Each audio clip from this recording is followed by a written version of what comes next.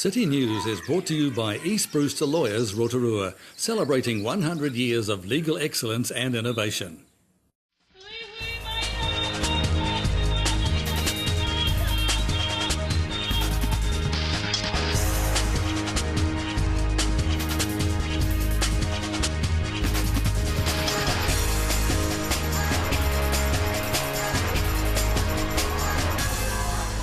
Good evening, Rotorua. Tonight on City News. The winning images from the museum and Wingspan's Capture the Rapture photo competition have been announced.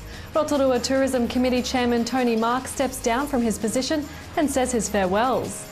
And registrations are open for Te Arawa Tangata Marae MasterChef.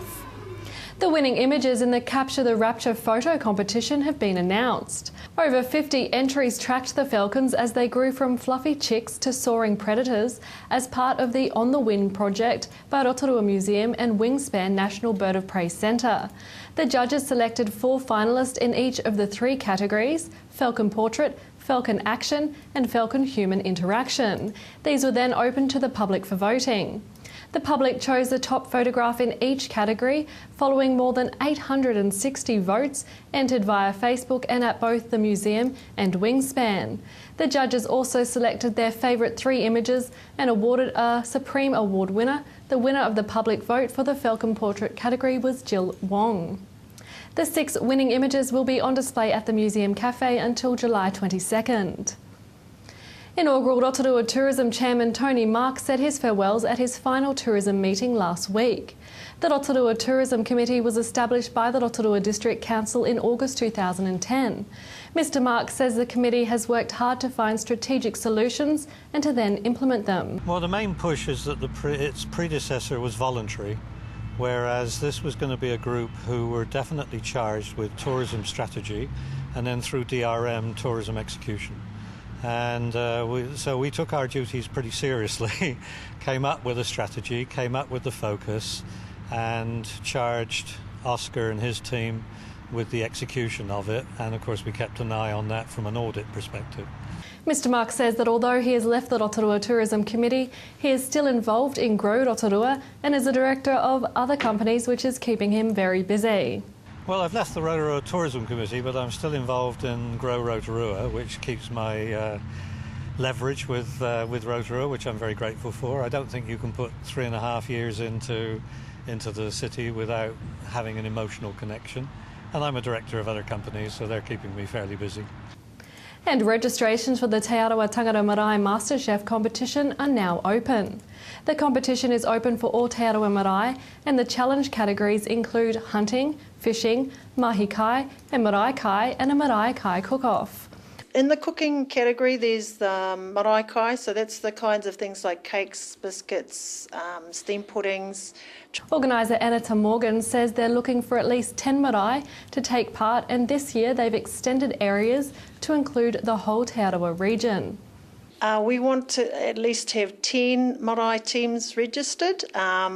There's space for that, but we'll take more. If people are really keen to do it, we'll definitely make time and space for more teams. And this year, we've kind of cast the net a little bit further. In the past, we've had just local teams from around the Rotorua Lakes district, but actually Te Arawa starts at Maketu on the coast and goes right through to Tongariro Mountains. So we've opened it up. We want to get some new teams in, a bit of fresh meat, coastal marae. You know, they'd be great with the kai moana dishes we anticipate. So want to kind of beef the competition up a bit and get everyone involved. Is that a cliche, beefing it up?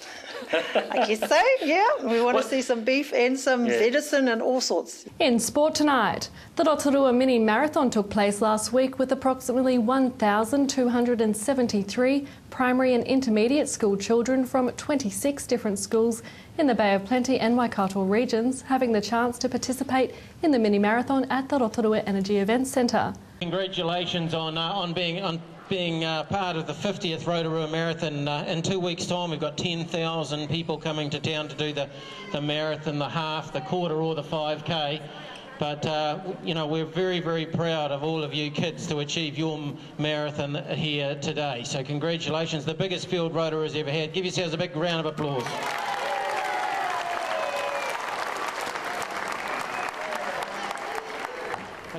The event was organised as a collaborative project between Event Promotions, Events and Venues and Sport Bay of Plenty. To your weather update now, and it looks like we're in for some cooler nights with tonight winds turning fresh southwesterly and an overnight low of 8. For tomorrow Tuesday, long fine spells, southwesterlies turning southeast, a high of 18 and a low of 6. And the outlook for Wednesday, fine with little wind, a high of 18 and a low of 7. Remember, for program listings or to watch City News again, visit our website tvrotorua.co.nz and you can see updates on our TV Rotorua Facebook page. Coming up in the program, Mark Franken talks to us about osteopathy, Tony Marks tells us about his time with the Rotorua Tourism Committee, and we're at the Waipa Toilet and Shower opening and talk with Deputy Mayor Dave Donaldson.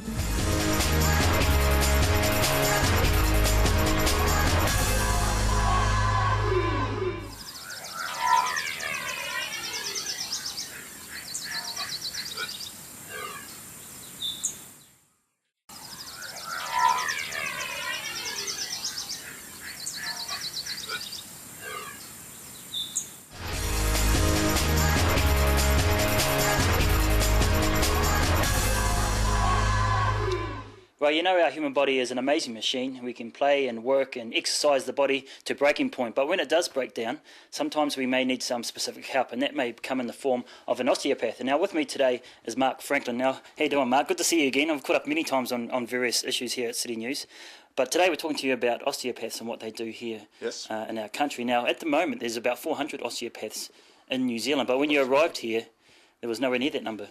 I was the 12th osteopath in New Zealand in 1979, so there's been quite a huge growth, particularly in the last 10 or 15 years. Why do you think it has grown so much? Because I know a lot of New Zealanders, we focus on physios and chiropractors and things like that. What's the difference?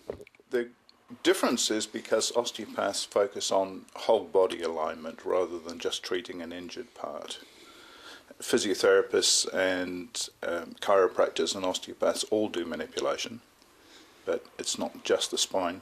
Osteopaths do the peripheral joints as well. So we deal with shoulders and elbows and ankles and other joints. When you say other joints, obviously I'm guessing that the back and the neck are probably the most injured parts of the body?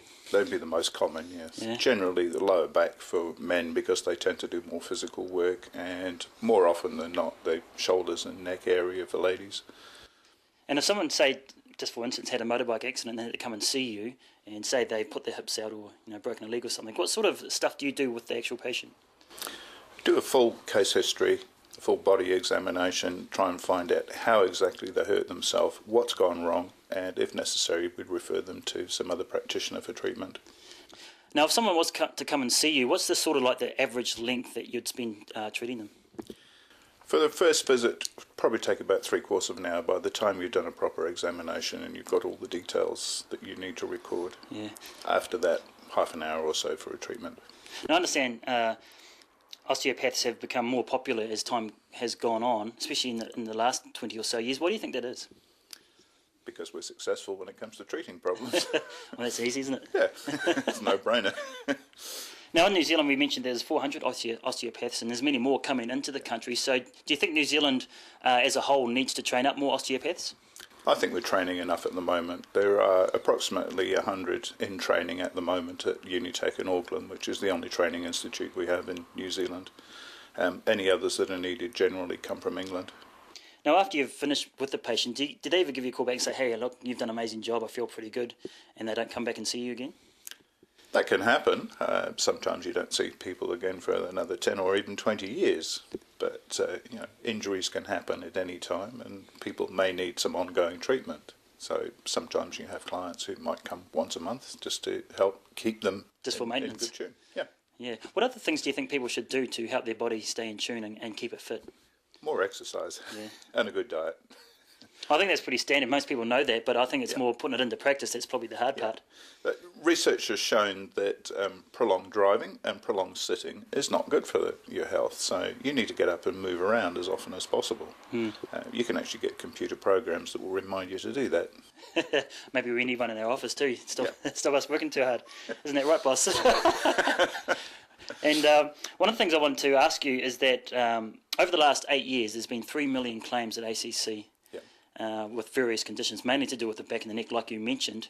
What sort of things, apart from the exercise that you mentioned, that we could do to prevent those sorts of injuries? Altering people's work habits, how they do things, and sometimes the equipment that they use. I think any engineer who makes a machine should be made to work on it for a while. You might redesign it then. So regular breaks? Yeah. Yeah. But ergonomic design of equipment. Some people have tried using office desks that allow you to stand and work, for instance, instead of sitting all the time. There are advantages in that.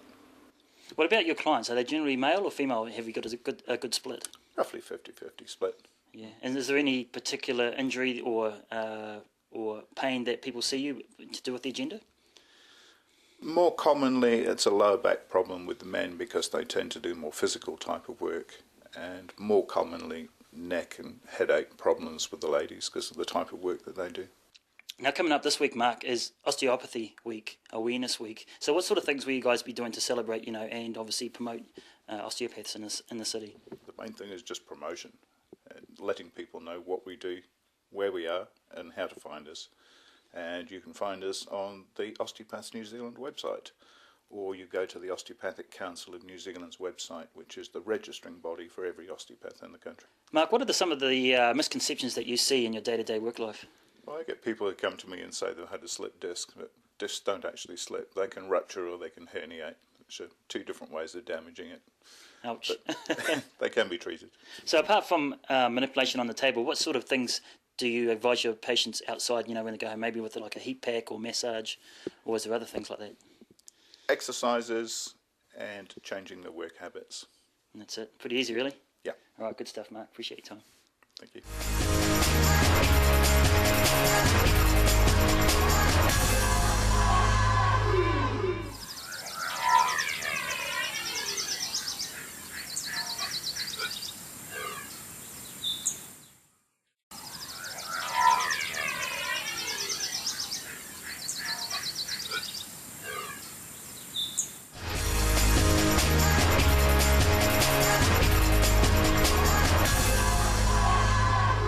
Tony, nice to have you on City News today.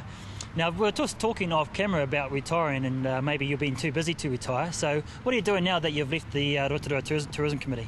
Well, I've left the Rotorua Tourism Committee, but I'm still involved in Grow Rotorua, which keeps my leverage with Rotorua, which I'm very grateful for. I don't think you can put 3.5 years into the city without having an emotional connection. And I'm a director of other companies, so they're keeping me fairly busy. Now, the Rotorua Tourism Committee started way back in 2010, like you said, 3.5 years ago. What was the main drive or the main push behind starting this committee? Well, the main push is that its predecessor was voluntary, whereas this was going to be a group who were definitely charged with tourism strategy and then through DRM, tourism execution. And so we took our duties pretty seriously, came up with a strategy, came up with the focus, and charged Oscar and his team with the execution of it. And of course we kept an eye on that from an audit perspective. Some of the campaigns that you guys have come up with over the last couple of years, and probably the most famous one we've got is the famous Rotorua campaign. The benefits are just starting to show now, so you must be pretty happy now that all that hard work over the last couple of years is starting to come to fruition. Yeah, well, I mean, marketing campaigns take time. The principal thing we had to do was, first of all, come up with a strategy. And where were we going to spend the very limited funds that we've got? I mean, in reality, we had about $1 million, which sounds a lot of money. But if you're looking at a worldwide market for Rotorua, it can be easily dissipated. So our first thing was to say, we've got to have focus. And the focus was New Zealand, China, and Australia. New Zealand because it's a very powerful market and we're not very far from Auckland. China because Rotorua gets the biggest number of Chinese visitors to anywhere in the country, and Australia because that's a very good market generally for everybody. And not to say we're not spending time and money in some of the other places, but those were our focuses. Foci, I suppose, to be exact. So then it became a question of, okay, well, that's the strategy, so how are we going to execute? What are we actually going to do to attract people, and how long is it going to take? And it takes a bit of time. Yeah. And as you say, the famously Rotorua one has probably been thought about for probably 18 months. And the beauty of that is it's the first campaign which is also funded by the industry, not just by the council. And that's critical because you've got a lot of interested players now who themselves want to make it successful. There's a huge scope of topics and ideas that you mentioned, but let's focus on one. You talked about the Chinese market. Prime Minister John Key has mentioned that he's expecting 2 million Chinese to come through New Zealand over the next 5 years. Mm-hmm. Does Rotorua have the fundamental infrastructure, if you like, to handle that amount of people over that sort of time? I don't know if Rotorua will get all of them. But, yeah, I mean, all these markets, you start off with group tours, and only a limited number of people benefit from group tours. But then it evolves into what's called FIT, Free Independent Travellers. As people become more confident, as people with some English come down, it starts to evolve. And at that point, they will start to be more selective about whereabouts do we go. They'll all land in Auckland, and then some will go straight to the South Island. But I'm convinced a lot of them will come down through Rotorua on a continuing basis. And as that happens, other things will start to happen. You'll get better air services. You'll get air services, we hope, that will connect Rotorua again directly with Queenstown. And you'll be able to, what will happen is that tour itineraries will evolve from that. So whether we get 2 million Chinese coming into Rotorua is one thing, but I'd be absolutely convinced you'll still have a very significant number, and they will start to spread around Rotorua as well. They'll spread more into the hotels and motels, and they'll do like tourists do from other parts of the world. They won't just be isolated to a particular bus going to particular places. Now, we're almost out of time, Tony, but the main reason we came to see you is because you've resigned as the chairman of the Rotorua Tourism Committee. Now, you said you're going to be quite busy anyway, so what are you up to now that you're not involved in the committee? Well, I'm an independent director. I mean, as you can tell, I'm not in the full flush of youth, and therefore what I do these days are things that interest me. And when I was approached to come to Rotorua, it interested me. I thought it would be a very fascinating topic and city to be involved in. I grew up in a tourist town in England, and I was delighted to take the job. But I'm also a fundamental believer that there are times when you do a job and there are times when you pass it to the next group of people. And after 3.5 years, I thought, well, they've heard my voice enough now, time to pass the baton. So that's what I've done. But I will still be involved, and I will still hassle them to make sure they're successful. So you're still too young to retire? Oh, well, yeah. I mean, I think retirement generally is a misnomer these days. You keep on doing what you're interested in. And I've just picked up a couple of new directorships just on small companies because I generally like to just help people. Good stuff. Tony Marks, appreciate your time. Thank you. You're welcome.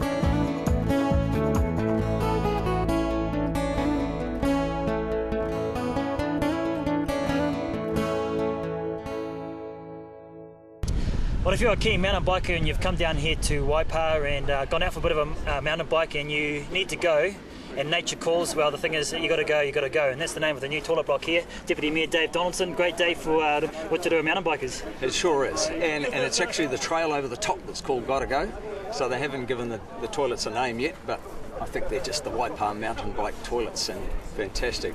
So there's the Pee-wee bypass, is the trail for the little kids around the edge, and the Gotta Go is over the top. Yeah. So when are you actually going to get a name for the toilets themselves? Look, I don't know if they'll officially get a name. It'll be the Waipa mountain bike. Now, me as Steve said, it's really interesting opening toilet blocks, but here it's quite special because of the artwork, the culture that's involved, and the amount of time and work and effort it's taken for these toilets to come together. Yeah, it is. They were a long time coming, but actually they've arrived 4 or 5 years before they were planned to in the 2009 long-term plan. Great piece of work, the landscaping. I particularly love the landscaping.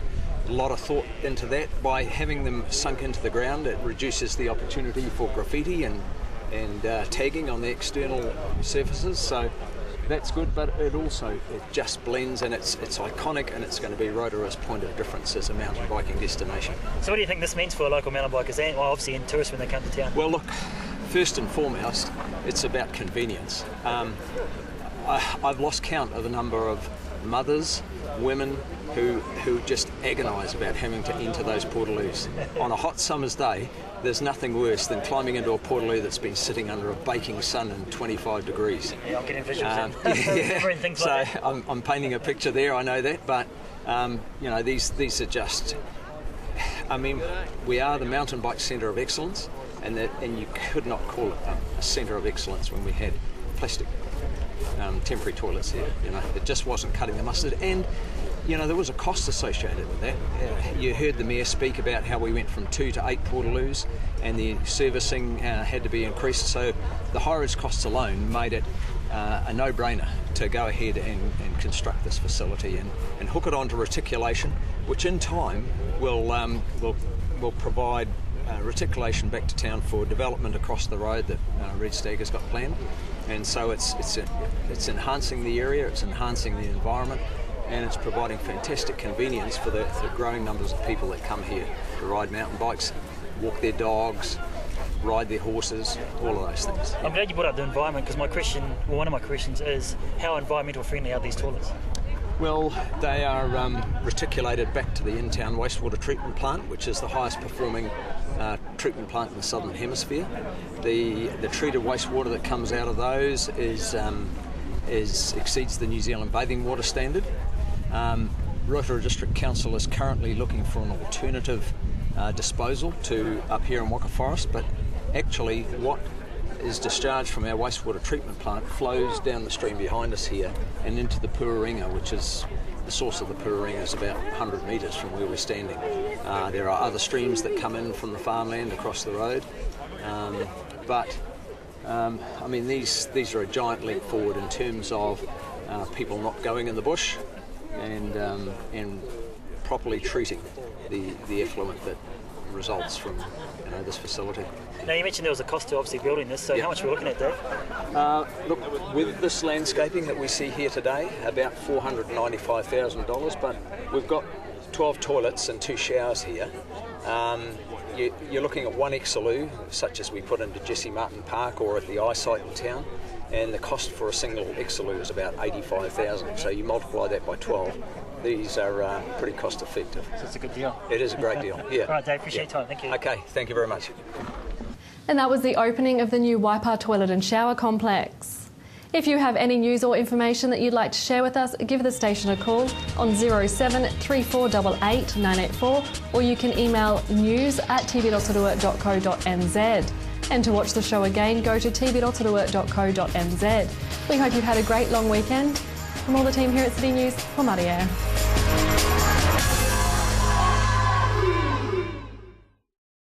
Supporting local content so you can see more of New Zealand on air. City News was brought to you by East Brewster Lawyers Rotorua, celebrating 100 years of legal excellence and innovation.